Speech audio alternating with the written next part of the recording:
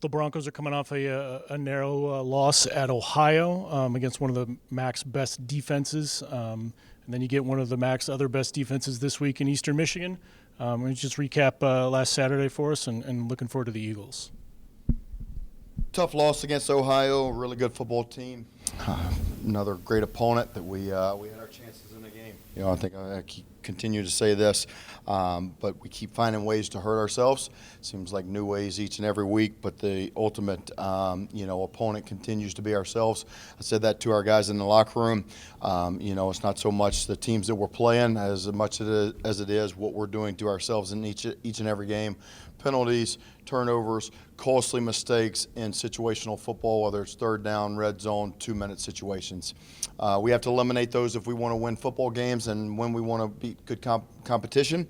I've challenged our team with that. I've challenged them that each and every week, but ultimately it's on me. It's my responsibility as the head coach, but I told them it's also on all of us. It's on our assistant coaches, it's on our players, it's on each and every one of us to look in the mirror, find out what we can do better because our unit plays really hard. We have a group of men that will play really hard. We're just not playing smart all the time, and it costs us opportunities to win football games. We have to be able to move past that. We get a great opportunity to rectify that and see if we can get that corrected this week against Eastern Michigan.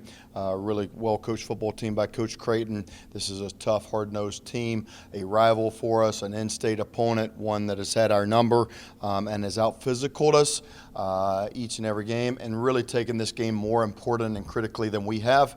But this is a rivalry game. We will treat it as such. Our players are excited about this opportunity. We know the importance of this game and really the opportunity in front of us, not only with this opponent, but what's left in the rest of our season. This starts, the Michigan MAC Trophy for Western Michigan, and it's just one of 2 trophies in the nation that feature 3 teams, the other being the Commander-in-Chief one with Army, Navy, and Air Force. Have you talked to the team about, maybe things haven't been going the way everybody wanted to this season, but you still have a chance to win a physical piece of hardware and bragging rights for the state?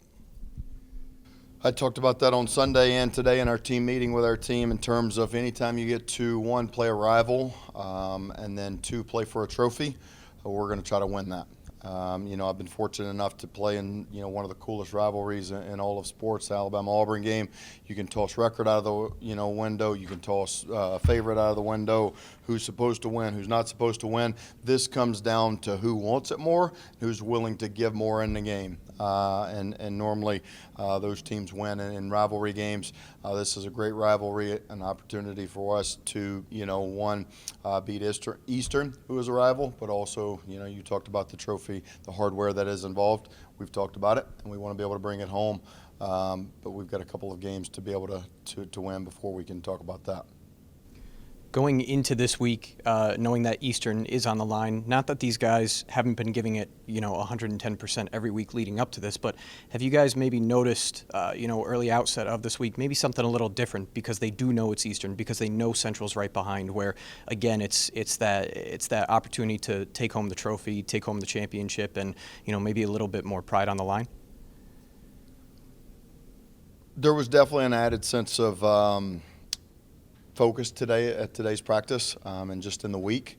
I think that I wanted to set the tone early in the week with what this week was going to be about in terms of, playing Eastern, making sure that it mattered to our guys. I think that sometimes one of the things that we all forget, especially, when you've gone to a place and you're an alumni or you have grown up in a region, you grow up and it's a rivalry and it means so much to you, but so many kids don't know that or they aren't involved with, why does it mean so much to so many people? And so I wanted our guys to understand that why this game, why this rivalry, why, this trophy and these 3 games really mean so much to so many people around here and what it means, to our university in particular. And so, I think that's the first part is helping them understand the why. And it did seem to add a little bit of focus and intensity to what we were doing this week. I do think that they're motivated, because they want to win. They know that they put in a lot to win, and this is the next game. This is the next opportunity. We've been so close in so many games up until now. We want to find a way to get over that hump and be on the other side of a win, not a loss. But it's also special and added value because it is Eastern.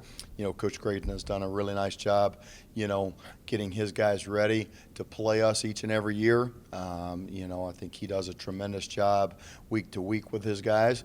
But just watching this game last year on tape, you could tell that in an early game they were more prepared, more hungry, and they woke up with bad intentions that morning.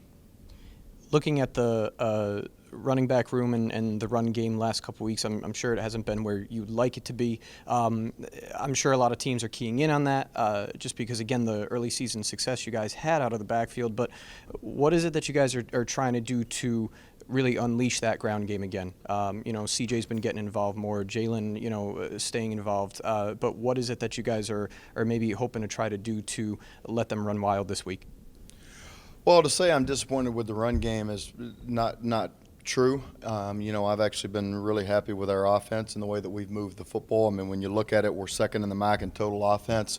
We have not rushed the ball, the last couple of games the way that we did early in the season, but we've found different ways to move the football offensively, and really that's what offense and defensive football is about.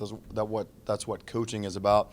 Not leaning on one side or one phase, but finding different ways to move the football. So I've actually been proud of our offense. The fact that we found different ways to move the football. And we've still rushed the ball really well. I mean, I think that we've had a score in almost every single game of the season except one. We've had multiple scores in multiple games. We've had 11 different guys score touchdowns, whether it's run or pass. So I think we're distributing the football well offensively, spreading it around, trying to be balanced, and really trying to attack what the defense has given us. And so I think, from an offensive standpoint, got to continue to do the things that we're doing. The things that we have to be better at it offensively are third downs, red zone, and scoring touchdowns, not field goals. So, if there are things that we can be better at, those are things that we need to be better at. It doesn't come from a run game or a pass game standpoint. We've got to score more points, and we've got to be better in situational football. I've been without Anthony Sambucci for the last couple of weeks, and a guy that has really stepped up has been Leroy Thomas. Had his most productive game in terms of offense and special teams at Ohio. What does he bring to the team, and how has he grown throughout the season, being a guy that obviously Coach Kosh was very familiar with at VMI? Yeah, been really pleased with Leroy. He's really stepped up over the last several games. In the absence of Sambucci, I think that it's been great to see. I think that there have been several guys who've stepped up. When you look at Leroy Thomas, when you look at Kenny Womack, our tight ends, whether it's Bosmer or Hentz, all of those guys have contributed with the absence of Sambucci. But Leroy does an excellent job. Coach Kosh had familiarity with him as we started recruiting him. Had coached him at VMI. He's a great kid. And really has worked his way to become trusted in our locker room and among our coaches. He's a guy that we use in multiple ways. He's versatile in his game from a receiver standpoint. Also bringing him back to the backfield. He's had some of our Wildcat package, which has been great to see. Helps add another dimension and layer to our offense. And so I think what he does and what he brings has been great. He's been an impact player for us, and he's also a guy that works his tail off every single day and helps hold others accountable to the standard that we want to practice at, which has been great.